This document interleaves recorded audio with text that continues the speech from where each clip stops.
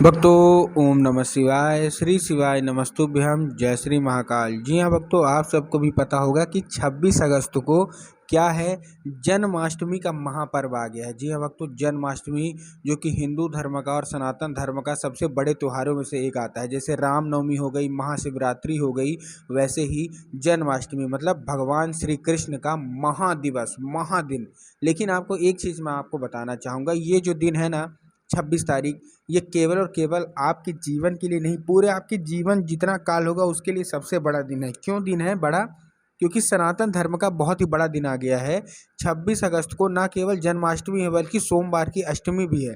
तो अगर आपकी कोई भी ऐसी मनोकामना है, कोई भी ऐसी इच्छा है जो कि अभी तक पूरी नहीं हो रही है, तो आपको अवश्य रूप से जो मैं आज आपको उपाय बताने वाला हूँ, अगर आपने केवल और केवल उतना ही उपाय कर लिया ना, तो महादेव की कृपा आपके ऊपर अवश्य रूप से होगी और आप जो भी चाहते हो महादेव से सारा का सारा आपको मिलेगा ही मिलेगा। क्या करना है, कैसे करना है, हर एक चीज़ आपको समझाने वाला हूँ। तो बस उपाय ध्यान से सुन के अच्छे से करिएगा ज़रूर। अगर आपने आज का ये उपाय ध्यान से सुन के अच्छे से कर लिया, तो आप लिख के ले लीजिए कि आपकी सारी की सारी इच्छा, सारी की सारी मनोकामना पूरी होगी ही होगी। देखिए, आपको पता होगा कि पूज्य गुरुदेव की जो कथा होती है उसमें लाखों की भीड़ आती है। कैसे भीड़ आती है? लाखों की भीड़ आती है। और जब गुरुदेव की कथा में लाखों की भीड़ आती है तो वहाँ ज़्यादातर जो भक्त होते हैं वो क्या करते हैं, पत्र के द्वारा अपनी मनोकामना गुरुदेव तक पहुँचाते हैं। तो ये पिछले साल की बात है, जन्माष्टमी के पहले की एक क्या चल रही थी, गुरुदेव की कथा चल रही थी। और जन्माष्टमी के पहले जब गुरुदेव की कथा चल रही थी, तो आपको भी पता है कि जब गुरुदेव की कथा चलती है तो वहाँ लाखों की भीड़ आती है। कैसे भीड़ आती है? लाखों में भीड़ आती है। और सब क्या करते हैं, पत्र के द्वारा अपनी मनोकामना गुरुदेव तक पहुँचाते हैं। तो जब गुरुदेव की कथा में भीड़ आई और गुरुदेव के पास पत्र पहुंचा, तो सबकी अपनी अपनी मनोकामना, अपनी अपनी इच्छा, किसी की धन प्राप्ति की, किसी की कर्जा मुक्ति की, किसी की कोई और, किसी की कोई और, मतलब तरह तरह की अपनी अपनी मनोकामना थी। जब गुरुदेव ने ये देखा कि सबकी अपनी अपनी मनोकामना है, कोई ना कोई मनोकामना है ये है, तब गुरुदेव ने 2 से 3 उपाय बताए और कहा केवल और केवल ये उपाय कर लेना। कब? जन्माष्टमी के दिन अवश्य रूप से इच्छा पूरी होगी ही होगी। ठीक है। अब जब जब गुरुदेव ने क्या हुआ, उपाय बताया, तो लोगों ने जा जाके इस उपाय को घर में करना शुरू कर दिया। अब जैसे ही लोगों ने जा के इस उपाय को घर में करना शुरू कर दिया, तो वही लोग गुरुदेव की कथा में मात्र 1 से 1.5 महीने बाद वापस आ गए। वही लोग, तो क्या करें, वही लोग गुरुदेव की कथा में वापस आ गए और उन्होंने क्या किया, फिर से गुरुदेव को पत्र लिखा। लेकिन इस बार का जो पत्र था ना, ये आप जान के हैरान हो जाओगे कि ये वाला जो पत्र था, ये गुरुदेव को धन्यवाद के रूप में पत्र था कि गुरुदेव धन्य हो आपका, आपके द्वारा बताया गया उपाय हमने कर लिया है। हमारी सारी की सारी जो भी इच्छा थी ना, सारी की सारी जो भी मनोकामना थी, वो पूरी हो गई है। महादेव ने हमारी सारी मनोकामना पूरी कर दी है। आपका कोटि कोटि धन्यवाद। तो देखिए, जो लोग भी मेरी आवाज़ सुन रहे हैं ना, अगर आपको भी जानना है कि आखिर ऐसा कौन सा उपाय है जिसको करने मात्र से लोगों की सारी जो इच्छा होती है, सारी की सारी जो मनोकामना होती है, वो मात्र 1 से 1.5 महीने के अंदर ही पूरी हो जाती है, तो चलिए हम बताते हैं आपको आज के इस वीडियो के माध्यम से कि आपको करना क्या है। तो बस उपाय ध्यान से सुन के अच्छे से करिएगा ज़रूर। अगर आपने आज का ये उपाय ध्यान से सुन के अच्छे से कर लिया, तो अवश्य रूप से जो भी इच्छा है, जो भी मनोकामना है ना, वो पूरी होगी ही होगी। ठीक है।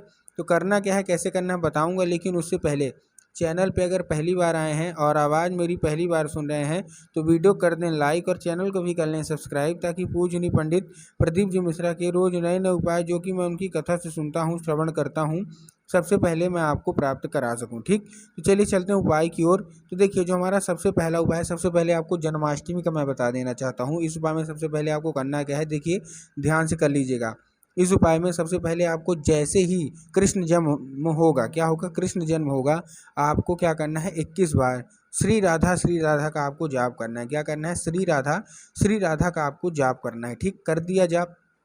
अब जैसे ही आपने श्री राधा का जाप करेंगे, अपनी मनोकामना जो भी होगी वो श्री जी को और भगवान कृष्ण को आपको बोल देना है। पूज्य गुरुदेव कहते हैं कि अगर आपसे भगवान कृष्ण प्रसन्न हो गए और माता राधा आपसे प्रसन्न हो गई ना, तो आपको और कुछ मांगने की ज़रूरत ही नहीं पड़ेगी, जो मांगोगे वो मिलेगा। ठीक, पहली चीज़। दूसरी चीज़ आपको ध्यान रखना है कि जब आप अर्पित करेंगे उसके बाद आपको क्या करना है, 1 कटोरी माखन, आपको भी पता है कि भगवान कृष्ण को माखन कितना ज़्यादा पसंद है, तो आपको क्या करना है, 1 कटोरी आपको माखन क्या कर देना है, वो भी अर्पित करना है। कृष्णाय वासुदेवाय नमः का जाप करके क्या करना है, कृष्णाय वासुदेवाय नमः का जाप करके आपको क्या करना है, अर्पित करना है। पूज्य गुरुदेव कहते हैं कि बस आप केवल और केवल ये उपाय कर लीजिए ना, आपकी जो कोई भी इच्छा है, मनोकामना है, जन्माष्टमी के दिन अवश्य रूप से पूरी होगी ही होगी। ठीक। अब हम चलते हैं दूसरे उपाय की ओर, क्योंकि सोमवार की अष्टमी भी है, बाबा भोलेनाथ का दिन भी है। इस उपाय के लिए आपको मैं मनोकामना पूर्ति का उपाय बताता हूँ। अगर आपकी कोई भी ऐसी मनोकामना है जो कि अभी तक पूरी नहीं हो रही है, तो मनोकामना पूर्ति का ये उपाय आपको अवश्य रूप से करना है। ठीक। अब इस उपाय में देखिए आपको करना क्या है। सबसे पहले आपको क्या करना है, 5 कनेर के फूल ले लेने हैं। क्या ले लेने हैं? 5 कनेर के फूल ले लेने हैं। ठीक। ले लिया 5 कनेर का फूल। 5 कनेर का फूल लेने के बाद आपको करना क्या है, जैसे आपने 5 कनेर का फूल ले लिया, फूल लेने के बाद आपको पहुंच जाना है कहाँ? सीधा सीधा शिव मंदिर। अब जैसे ही आप शिव मंदिर पहुंचेंगे, शिव मंदिर पहुंचने के बाद आपको करना क्या है, सबसे पहले बाबा भोलेनाथ को अर्पित करना है कुंदकेश्वर महादेव का नाम लेके।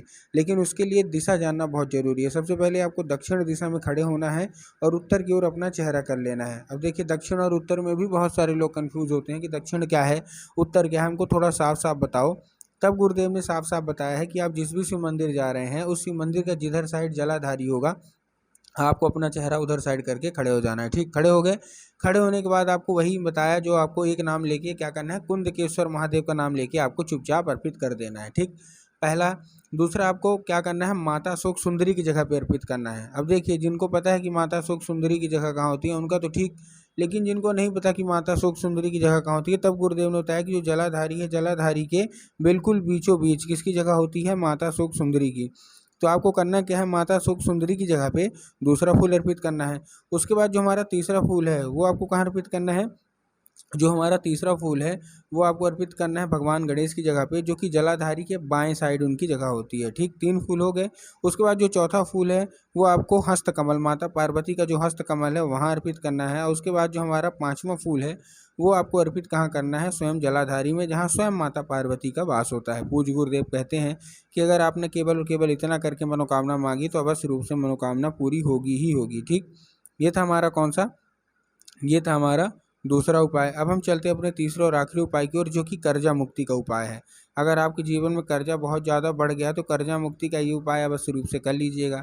इस उपाय के लिए देखिए आपको करना क्या है, इस उपाय के लिए आपको चाहिए कच्चा दूध, और कच्चा दूध लेके पहुंच जाइए कहाँ, बरगद के पेड़ के नीचे। और आपको कहीं नहीं जाना, बरगद के पेड़ के नीचे जाना है। ठीक। बरगद के पेड़ के नीचे पहुँच गए। अब जैसे ही आप बरगद के पेड़ के नीचे पहुंचेंगे, क्या करना है आपको, 3 बार बरगद के पेड़ की परिक्रमा करनी है। और 3 बार परिक्रमा करते करते, ठीक ना, आपके जीवन में जितना भी कर्जा है सारा का सारा बोल भी देना है। ठीक। बोल दिया। बोलने के बाद आपको बटकेश्वर महादेव का नाम लेके, किसका, महादेव का, बहुत ही सुंदर सा नाम है बटकेश्वर महादेव। तो बस आपको उन्हीं का नाम लेके, उन्हीं का स्मरण करके आपको क्या करना है, अर्पित करना है बरगद के पेड़ की जड़ में।